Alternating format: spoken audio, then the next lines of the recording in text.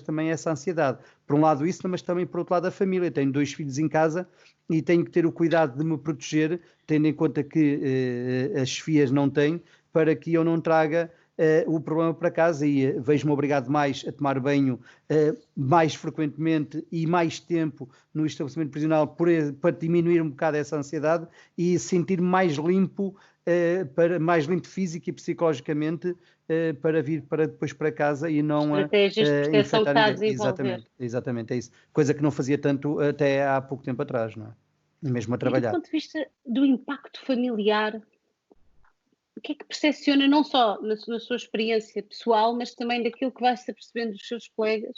Que impacto é que isto está a ter na vida pessoal, familiar dos guardas? Há casos muito mais profundos do que outros. Como eu lhe disse, ao ponto de se isolarem da família para não os infectar.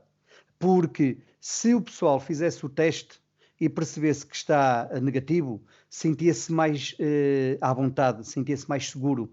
Mas dizem que mandam fazer casa com medo de infectar a família. E está a viver lá no bairro de Sintra, numa casa que é partilhada pelo pessoal, onde o pessoal costuma passar a noite para ir trabalhar no dia a seguir, está a viver assim, lá.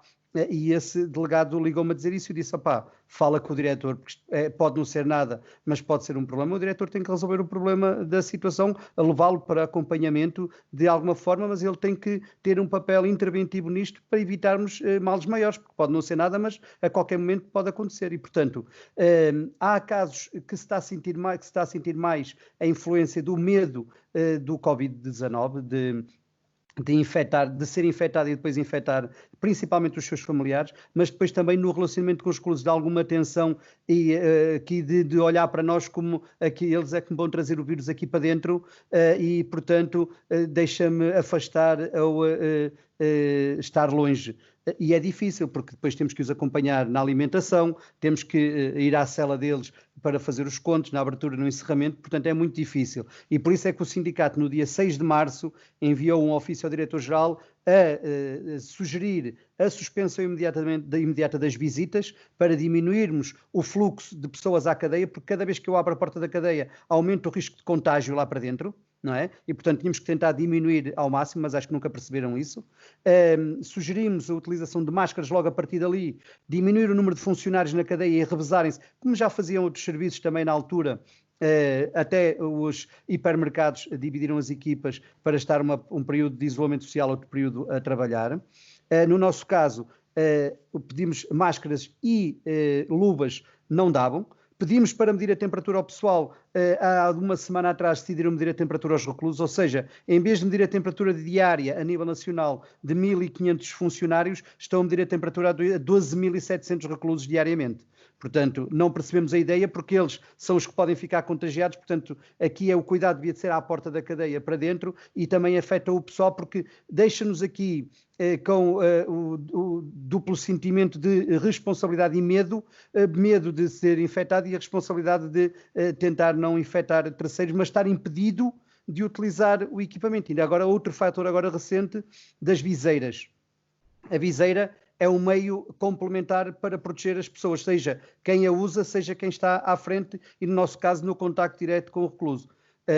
Houve muitas empresas e individuais a oferecer viseiras às cadeias. O diretor-geral veio dizer que não autoriza, a não ser em situações de intervenção direta no recluso. E isto deixa nos guardas, vocês que são psicólogos devem de imaginar o que é que afeta psicologicamente o guarda, dizer, caramba, mas então o meu diretor-geral que se ia preocupar em me proteger, para eu proteger o cidadão privado da liberdade, é o primeiro a impedir-me de utilizar meios auxiliares para eu me sentir mais protegido e mais confortável a exercer a minha função. E digo-lhes, isto só não está pior, porque pior no sentido da ausência do pessoal, estão a trabalhar com um sentimento de desilusão, de raiva, de que outros adjetivos posso utilizar, e só o estão porque estão com receio de que os médicos não lhes passem baixa, porque eles estão completamente desgastados. Mais ainda, que o diretor-geral tinha o regime de horário de trabalho que estava aprovado com o ritmo de trocas, o pessoal por semana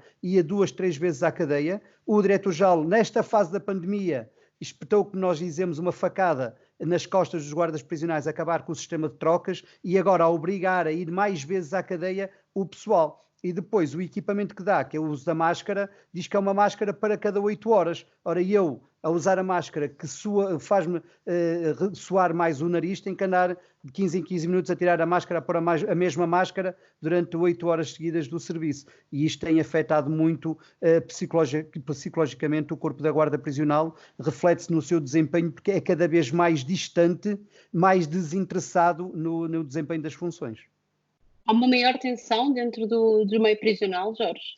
Há uma maior tensão entre os guardas prisionais de tensão interna, e com a chefia e direção da cadeia, porque não respondem àquilo que têm sido as reclamações do corpo da guarda prisional, porque a chefia e a direção dizem, mas a culpa não é minha, a direção-geral é que impõe, está aqui, estão os papéis todos escritos, nós não temos culpa. Portanto, há uma maior tensão entre as chefias e o corpo da guarda prisional, e as direções e o corpo da guarda prisional, não tanto com os reclusos, porque aqui até tem havido algum equilíbrio, tirando um caso ao outro, até tem havido muita atenção. E aquela situação de alguns reclusos, que a Ana conhece, são mais malandrecos, que de colocar a camisola na cara, dizer tu és quem me vai contagiar, deixa-me proteger, e o guarda sentir-se ali um bocado incomodado. Até no relacionamento tem havido até algum equilíbrio. Na maior parte dos estabelecimentos não temos visto nada de mais, tanto mais que as transferências que... A minha dúvida aqui era se estas circunstâncias estavam a ser compreendidas e aceitas pelos reclusos, ou se pelo contrário havia reclusos que estavam de facto em situação de maior tensão emocional, e que isso depois na relação com vocês, que são quem está na primeira linha, quem contacta diretamente, ainda seria mais um fator de stress no desempenho das vossas funções. Sim, nota-se em alguns reclusos que há maior tensão. Não é por acaso que nós também, a 6 de março, sugerimos logo a realização de visitas por Skype, porque achamos que diminuía. O diretor-geral só agora há pouco tempo começou a utilizar o sistema de Skype mal, porque vai muito abaixo, portanto a rede não está a suportar muito, e eu estive a semana passada, quarta-feira, de serviço, quinta foi tolerância, sexta feriado, hoje foi tolerância, vou amanhã. E na quarta-feira, uma videochamada que devia de ser de 10 minutos, estava constantemente a ir abaixo, e acabavam por não conseguir ter o contacto que desejariam, mas está a minimizar. Também o diretor-geral decidiu aumentar o número de chamadas de 5 para 15 minutos diários, para de alguma forma diminuir. E depois teve outro fator que achámos curioso pela negativa, mais uma vez, porque o diretor-geral admite que, tendo em conta que deixaram de haver visitas, havia a diminuição de entrada de produtos ilícitos, e então, por sugestão do grupo de psiquiatria do Hospital Prisional, sugeriu aos profissionais de saúde das cadeias para administrar mais psicotrópicos aos reclusos, para substituir para substituir a droga que poderiam consumir, principalmente o AX. E, portanto, o diretor-geral, segundo diz, escreveu isto num ofício a todos os diretores, sugeriu que tivessem maior atenção e que distribuíssem mais determinada medicação psicotrópica para manter os reclusos mais calmos. Também tivemos esse fator. Eu estou-me a rir porque acho aquilo...